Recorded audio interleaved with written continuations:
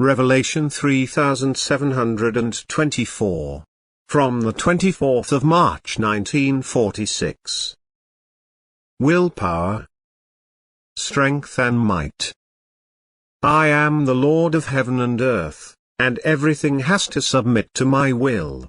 Everyone who opposes me rejects strength of his own accord, that is, he refuses to accept my strength and is therefore imperfect. But everyone who voluntarily submits himself to my will shall receive my strength without limitation and will be able to work like me in perfection.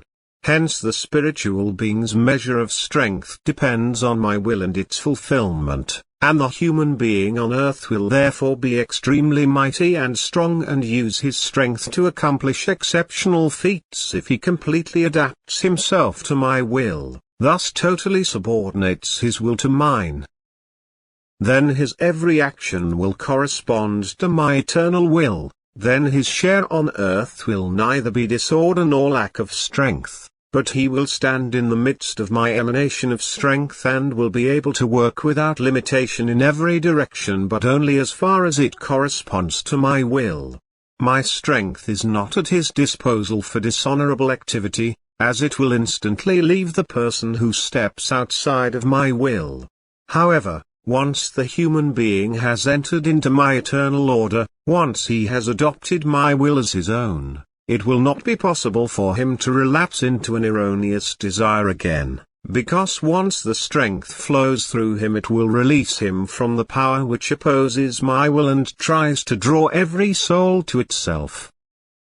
Then it is no longer be possible to utilize this strength for actions which oppose my will, because my strength will be holding on to him and he will be permanently connected to me. He will have reached his earthly as well as his eternal goal.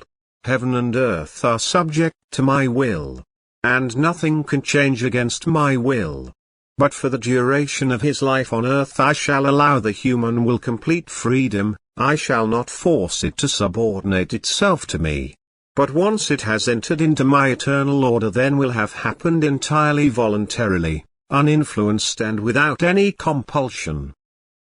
And therefore I will, with much love, seize the spirit which subordinated itself to me and not let it descend into the restraints of bondage again, into the state of disorder, even if my adversary is incessantly active to regain the spirit which had returned to me. He cannot compel the human being's will, and every other influence will fail due to the strength which the person then calls his own. Because then he is working in unison with me, and the adversary will not be able to repel me. But the human being does not practice the strength of his will enough. He could achieve phenomenal results but his faith is not strong enough in order to activate his will, and his weakness of faith does not allow the person's inherent strength to take effect. Having subordinated his will to mine he has my strength at his disposal and makes too little use of this strength. He himself does not know or believe how powerful he can be in unity with me. Because he is still earthly inasmuch as his thinking adapts itself to earthly natural law, so that he only carries out what naturally appears to be feasible to him. He does not cross the boundaries which are set for the imperfect human being, precisely because of his imperfection, which he, however, can ignore.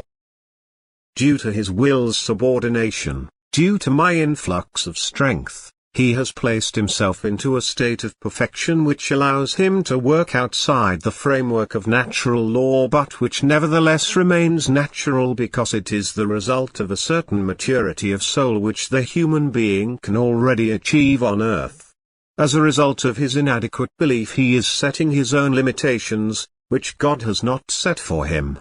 Thus the human being can have utmost strength at his disposal and yet not use it enough, because his human earthly thinking holds him back when he should simply let his spirit speak.